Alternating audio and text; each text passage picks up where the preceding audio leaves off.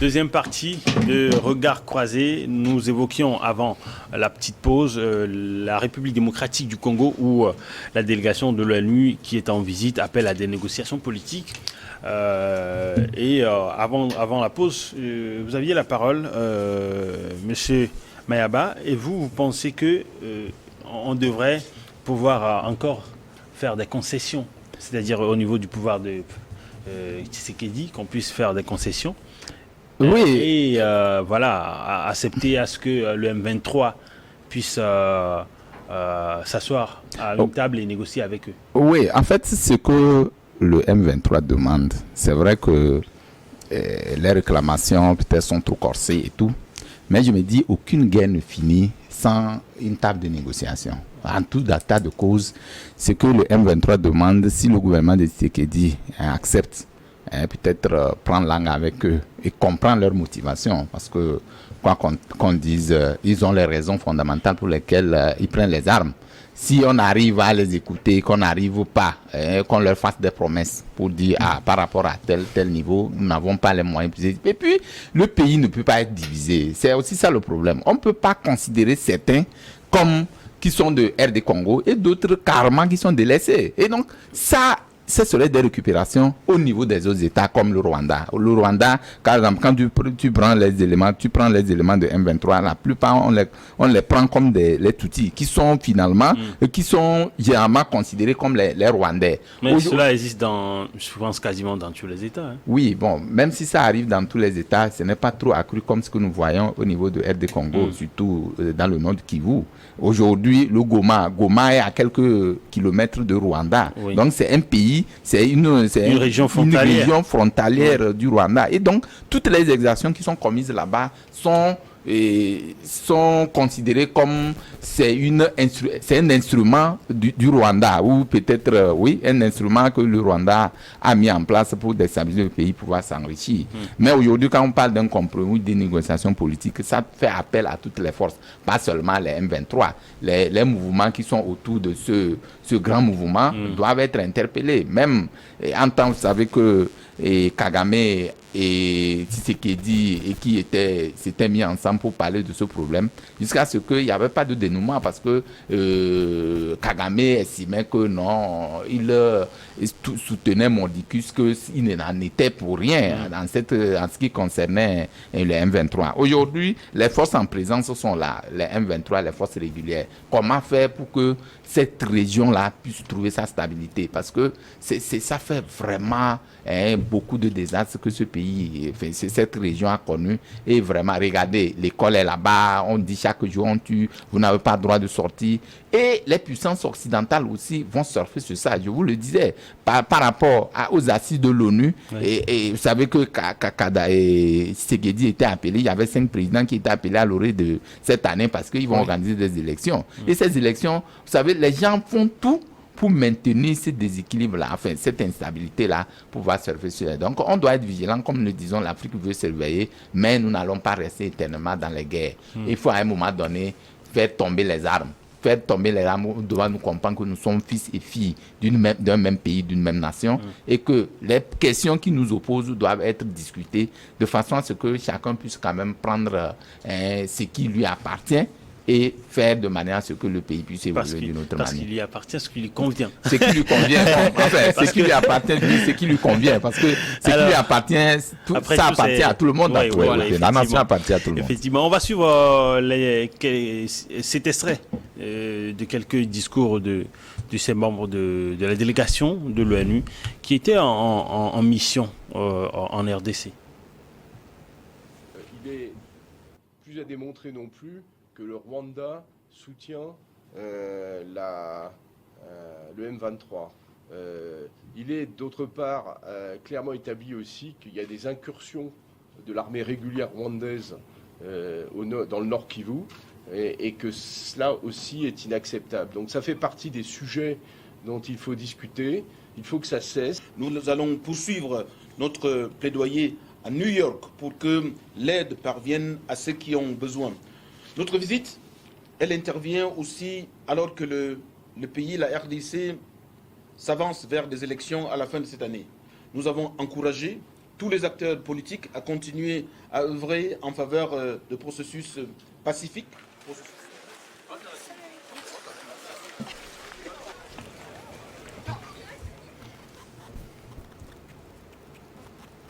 Alors, s'il est clairement aujourd'hui établi qu'il y a eu des incursions de l'armée régulière rwandaise en RDC, ou encore que ces groupes soient manipulés, sinon alimentés par le Rwanda, ça annonce une guerre infinie, parce que les deux pays étant limitrophes et que cette région reste instable, je pense que la RDC est partie pour ne jamais s'en sortir.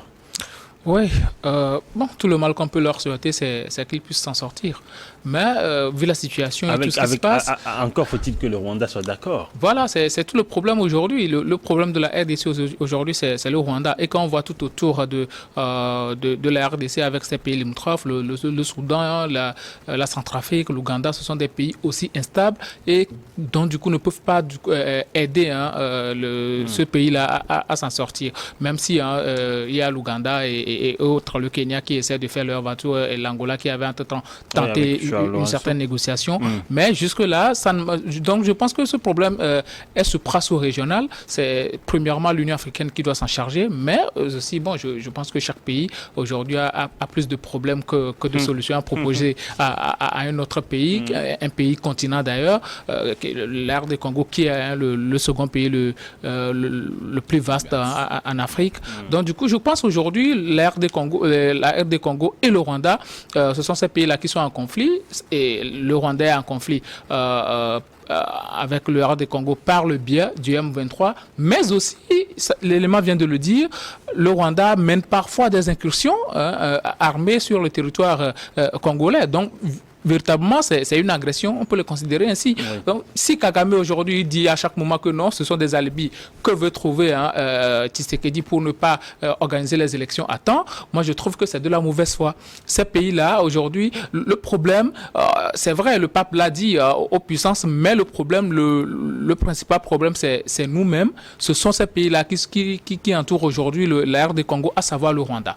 Le problème principal de la RD Congo, c'est le Rwanda. Si on arrive à avoir une discussion sérieuse avec le Rwanda, même s'ils veulent avoir une partie de l'air des Congo, c'est un vaste pays, s'ils veulent avoir une partie de l'air des Congo pour l'exploiter, pour pouvoir se développer parce que eux ils n'ont pas de ressources, bon, on peut le leur accorder si tant est que la paix est nécessaire. La RDC ne pourra jamais accepter cela. Bon, on ne dit jamais, mais à un certain moment, le prix de la paix, c'est très important. L'air des Congo est un vaste pays et ce pays-là ne peut pas être maîtrisé totalement par les hommes de Tshisekedi, d'autant plus que bon, l'armée n'a pas de personnel pour émailler tout le pays. Donc du coup, je pense que le Rwanda concentre ses énergies sur une partie du territoire congolais et aussi par le biais du M23 les pousse à déstabiliser le pays pour leur permettre à eux d'avoir accès à une partie de la richesse du Nord du Congo. Sinon, vous voyez ce pays-là qui peut nourrir tout un continent et puis les populations de ce pays n'arrivent même pas à survivre, n'arrivent pas à se soigner parce que quand ces rebelles-là occupent ces zones alimentées notamment par le Rwanda, l'école, ça n'existe plus. Les infrastructures sanitaires, c'est désuet. Et tout ça, aujourd'hui, c'est le problème que le Rwanda. Donc, le problème aujourd'hui, c'est de discuter avec le Rwanda et ça doit cesser. L'émissaire l'a dit, ça doit cesser. Et il faudrait que nos chefs de l'État prennent leur bâton de pèlerin. Premièrement, parce qu'on ne doit pas attendre à chaque moment que la communauté, soi-disant internationale, vienne régler le problème. Mais commençons par régler le problème nous-mêmes. Si la RD Congo aujourd'hui est sécurisée et en paix, je pense que beaucoup de pays auront la paix et on va pouvoir vivre en pleine harmonie. Alors on va quitter la RDC pour le Mali, un peu plus au nord, sinon à l'ouest de l'Afrique, où la junte annonce, c'était avant le week-end, le report du référendum constitutionnel pour manque de consensus et de l'inclusivité. Je cite les mots du porte-parole Maïga, le porte-parole du gouvernement. Et il parle également de questions de chronogramme. Alors, on s'attendait à ce que ce report soit officiel, tout simplement, parce que tout le monde savait qu'avec les derniers réglages et tout le reste. Ce rapport, d'ailleurs, qui n'est pas venu tôt, on s'attendait à ce que ce report soit dit. Et finalement, est-ce que vous êtes étonné par rapport à ce report? Non, non, pas du tout. On n'est pas étonné. Moi, particulièrement, je ne suis pas étonné parce que par rapport à la situation qui prévaut dans ce pays, rien ne pouvait quand même, comment le dire, soutenir, voilà, soutenir par rapport dans ces conditions. Quand vous regardez un peu, vous savez qu'il y a un nouveau découpage électoral qui a été institué avec les zones instables. Il faut forcément avoir l'ensemble, l'ensemble du territoire national, comprendre justement quels sont les enjeux qu'il faut mettre devant pour que ce qu'on appelle l'élection, que toutes les zones, toutes les régions soient à même de pouvoir participer à ces élections. Ce serait un peu difficile dans ces cas de figure. C'est vrai que la volonté politique des autorités maliennes se manifeste quand dans leur communication, le porte-parole dit que non, qu'ils sont résolument engagés à remettre le pouvoir aux civils en 2024, parce que c'est ce qui a été dit. Et je me dis, ce serait un peu difficile cet exercice-là, parce que en 2024, si vous êtes sûr, avec ce qui se présente actuellement, qu'on pourra organiser des élections avant 2020, en 2024, moi j'attends de voir, parce que quand vous voyez avec le découpage électoral, quand vous voyez déjà les mouvements, je parle des mouvements, quand vous voyez déjà les associations et qui ne sont pas d'accord forcément avec et ce référendum, il y a plusieurs paramètres qui justifient ce problème de référendum. Et aujourd'hui, moi, je me dis que avec le référendum, c'est vrai, dans l'incandescence même, c'est le contenu du référendum, quand vous voyez, il y a des innovations. Quand vous prenez déjà, on dit que la somme, c'est-à-dire que la question de le plein pouvoir doit revenir forcément au président de la République. C'est aussi une question qui a eu de l'innovation dans ce référendum. Et ensuite, la question de la candidature du président actuel Assimi Goïta est posée sur la table également, parce que jusqu'alors, vous voyez, le 8 mars dernier, quand les femmes sont sorties, beaucoup l'ont adoubé en disant donc qu'ils souhaitent la candidature d'Assimi Goïta, alors que dans ce référendum, ils sont en train de vouloir voir est-ce qu'il sera encore candidat ou pas. Donc voilà les questions sur lesquelles, mais lui encore ne s'est pas encore prononcé sur ces questions-là, comme ça se fait partout ailleurs. C'est au dernier jour ou à la dernière que celui-là peut se prononcer. Mais ce qui est important, si le référendum peut lui donner la chance de se représenter, puisque dans ce référendum, ils sont en train de mettre un peu de bémol pour que cela ne puisse pas empêcher le président sortant d'être candidat. Et donc, à cette question, je suis en train de voir, ce serait difficile pour des questions politiques comme ça. Le Mali, aujourd'hui, a fait des avancées notables, ça, il faut le reconnaître, parce que depuis longtemps, critiqué par des instances, des organisations internationales pour faute de l'égalité. Quand on parle de l'égalité, il n'y a pas d'élection, que c'est un pays qui a fait un coup d'État et que rien ne peut marcher. Aujourd'hui, les gens voient qu'il y a cette volonté pour les autorités maliennes d'aller de l'avant en faisant un bond, en disant organiser des élections. Mais le temps qui serait imparti pour organiser ces élections, à mon avis, ce serait quand même une chose difficile pour pouvoir y atteindre l'objectif. Parce que le Mali, et les questions qui ont depuis longtemps, que le Mali a depuis longtemps connu, et qui suscitent beaucoup de réactions de la part de la communauté internationale aussi, ne sont pas encore égrenées. Quand vous prenez par exemple la question de sécurité. Non, pas la question sécuritaire aussi en est un des éléments majeurs. Et on n'a pas pu actuellement, le pays n'a pas le contrôle de tous les territoires. Voilà. Et donc c'est vrai que les Français sont partis, mais le pays a encore vu les affres du terrorisme.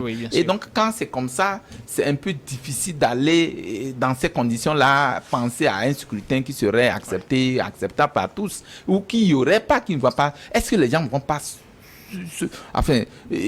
profiter de cette insécurité-là pour créer encore d'autres situations? Moi, je suis en train de voir. Ce pays n'est pas forcément appelé à organiser des élections de sitôt. Il faut régler les questions sécuritaires. Et de deux, aujourd'hui, vous savez qu'il y a un problème bilatéral, hein, quand je veux parler du bilatéral. Puis vous savez, la zone des 3 frontières, quand on parlait le Mali, le Niger et le Burkina, il y a cette zone-là qui constitue une menace réelle pour le Mali. Et aujourd'hui, vous savez que la France a sa base au Niger, que tout le monde connaît. Oui. Et tous ceux qui sont là-bas aujourd'hui, c'est l'incursion des djihadistes ou des terroristes au nord du Mali aujourd'hui en est une des situations qui, ma foi, n'est pas loin d'être réglée.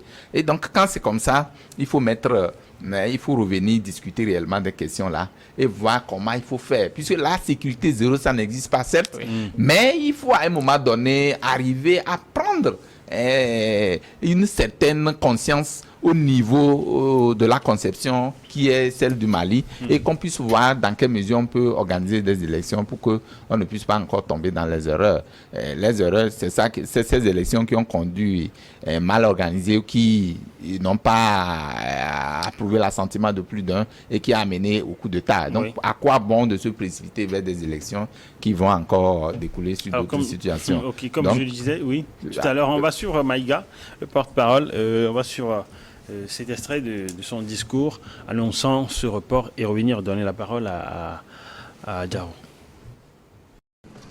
Le gouvernement de transition informe l'opinion nationale que la date du référendum, prévue le 19 mars 2023, dans le chronogramme des réformes politiques, institutionnelles et électorales de la transition, connaîtra un léger report.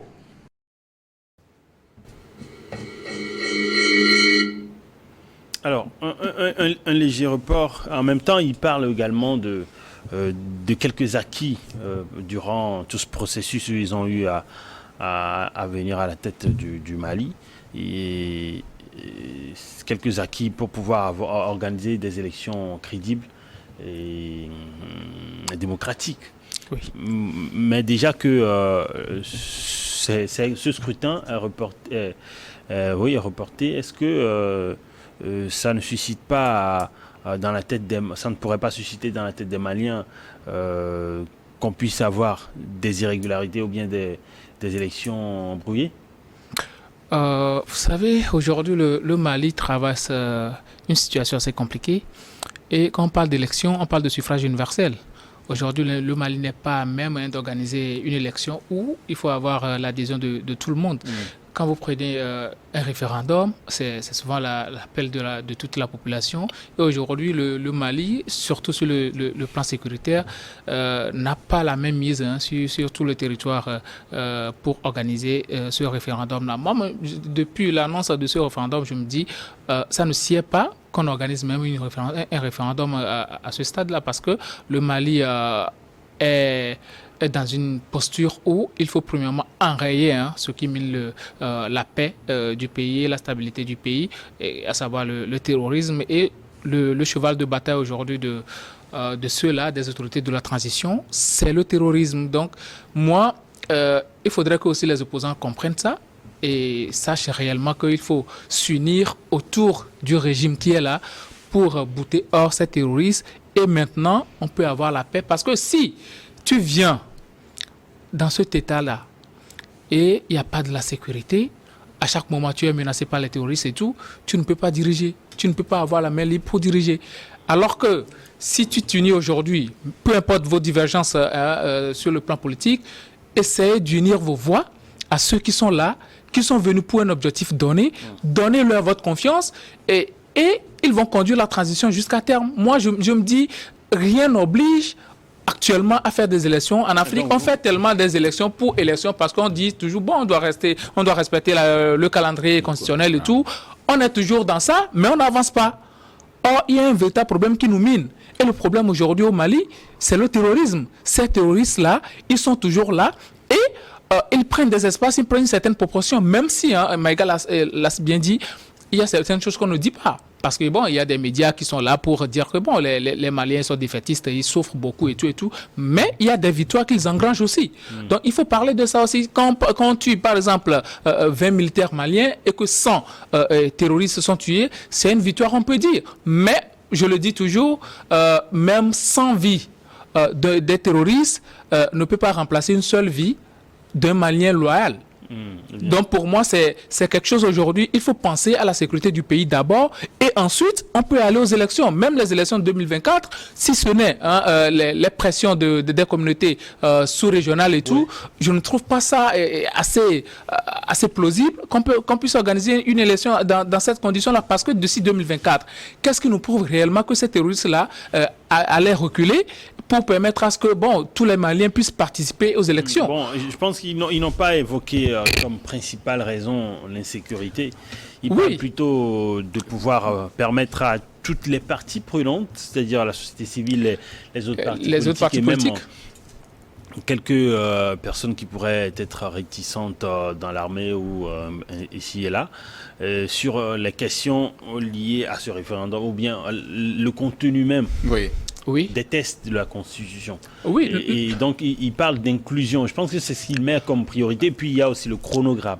C'est ça, je parle. Le problème aujourd'hui, c'est que les autorités de la transition, ils ne devaient même pas parler de référendum.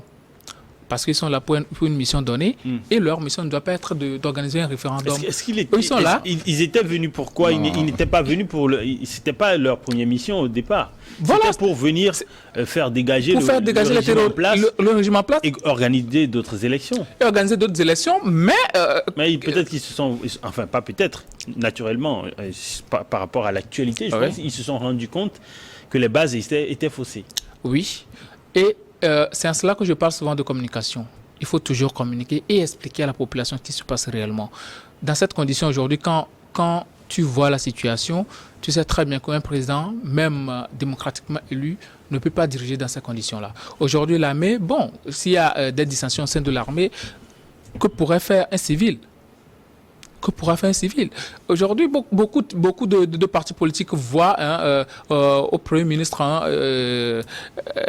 Choguel Maïga, il le voit comme quelqu'un qui va venir par après se présenter aux élections et la junte va tout faire pour le faire élire et il va devenir président pour diriger le pays. C'est cela le problème aujourd'hui. Le problème, c'est un ego de ces partis politiques-là. C'est vrai, le test ne s'y est pas. Moi, je suis d'accord qu'on combatte le test. Parce qu'une constitution, on ne se lève pas du jour au lendemain pour faire une constitution. C'est vrai que, à un certain moment, les tests peuvent être désuets, mais il faut aller dans un certain consensus pour que chacun puisse être appelé à amener sa pierre à la construction de l'édifice constitutionnel. Parce qu'une constitution, c'est la base fondamentale d'une nation. C'est à partir de là que tous les organismes du pays, les institutions et tout, vont pouvoir se baser pour se construire. Donc aujourd'hui, je pense que soit on laisse carrément la Constitution et puis on suit le chronogramme jusqu'aux élections prochaines et puis ceux-là qui vont venir, les autorités démocratiquement élues, civiles, qui vont venir, vont pouvoir organiser maintenant les élections en appelant à une assemblée constitutionnelle qui pourra faire le chronogramme du référendum et voir réellement dans quelle mesure on peut organiser ce référendum-là. Sinon, aujourd'hui, pour moi, ces autorités de la transition ne sont pas ceux-là qui doivent organiser les élections. Oui, non, je vais et en plus, il y a aussi un problème. Ils avaient appelé entre-temps à une fédération avec le Burkina. Donc, je pense qu'il faut sursoir à tout ça. Parce que, peut-être après, il y aura une constitution fédérale et tout. Donc, pour le moment, il faut laisser la constitution du pays et avancer sur le chronogramme déroulé pour les futures élections présidentielles ou bien générales. Et après, on verra si ceux-là qui vont venir s'installer voudront soit aller dans le sens de la fédération ou bien dans le sens de la souveraineté nationale. Non, moi je vois que dans ce sens-là, ça ne va pas tenir parce que les mêmes causes vont produire les mêmes effets. C'est-à-dire que quand on va laisser cette constitution-là sur cette lancée-là, je crois que ça va créer beaucoup de situations parce que c'est sur la même constitution que on a organisé des élections dans ce pays et que les gens ne s'étaient pas mis d'accord par rapport à un certain nombre de choses. Donc, ce qui amène les gens à faire des coups d'État, je crois que c'est l'une des solutions qu'ils sont en train de chercher par rapport, puisque comme il a dit, la constitution c'est la Bible, c'est comment l'appelle-t-on, c'est notre Bible, c'est la Bible d'une nation. Et donc aujourd'hui, tout le repère, tout se base sur ça. Et donc, une fois une seule virgule manque ou s'ajoute, ça peut créer beaucoup de situations. Et donc, il faut adapter maintenant les textes aux réalités du pays. Et donc, c'est dans ce sens que peut-être les nouvelles autorités maliennes ont estimé que, bon, c'est vrai, les élections, c'est bien. Mais maintenant, les textes qui régissent ces élections-là, si elles ne sont pas régulières, si elles ne sont pas adaptées aux nouvelles conditions, ça risque de créer les mêmes situations. Et donc, il faut forcément, avant d'aller aux élections, se mettre d'accord sur les textes. Et donc, c'est en ce sens que les nouvelles autorités maliennes ont estimé qu'il faut que les gens s'accordent sur ce nouveau texte-là avant de pouvoir penser à des élections. Oui. Et donc, si on dit non, nous sommes là pour organiser des élections, ça ne servira à rien d'aller à ces élections qui vont découler encore sur d'autres situations. Donc, il faut forcément que les textes ou ce qui régit, ce qui amène des gens à se mettre d'accord sur comment organiser des élections, que les gens s'accordent sur ce minimum-là avant de penser à une éventuelle élection. Mais aujourd'hui, si vous faites un peu la lecture, vous allez voir que la question sécuritaire au Mali, ce n'est pas seulement au Mali. Il y a ça au Burkina, il y a ça au Mali. Ça embrasse toute la sous-région. C'est pas parce qu'il y a cette insécurité-là qu'il n'y aura pas d'élection. On ne finira jamais d'abord même de résoudre le problème sécuritaire dans un État avant d'aller aux élections. Ça, c'est criard. Ça, c'est, voilà, c'est ce que je dis. Il y a une proportion assez importante du territoire qui est occupé aujourd'hui. La question, comme tu l'as dit, la question évoquée par les nouvelles autorités maliennes ne s'appesantissent pas. Enfin, ne sont pas orientées sur des questions sécuritaires. C'est sur des questions du consensus. C'est-à-dire qu'au niveau même des partis politiques, ils ne se mettent pas, ils ne s'accordent pas sur cet essentiel-là, sur l'essentiel. Donc l'essentiel aujourd'hui, que les gens s'entendent pour se dire, mais c'est vrai que nous avons cette situation qui prévaut, mais il faut quand même que nous adaptions nos textes aux nouvelles réalités ou à la réalité du moment. Et donc, dans ce sens-là, je pense que les autorités maliennes ont bien fait de penser à un référendum. En que si les parties prenantes à ces élections-là, à ces consultations-là, se mettre d'accord, je pense qu'on peut s'en sortir. Ils peuvent s'en sortir gagnants par rapport aux futures élections qui sont en cours et qui vont arriver très vite. On va revenir tout à l'heure pour continuer davantage parler de la situation au Mali et également évoquer le Burkina Faso avant de terminer avec le Togo. C'est juste après la pause.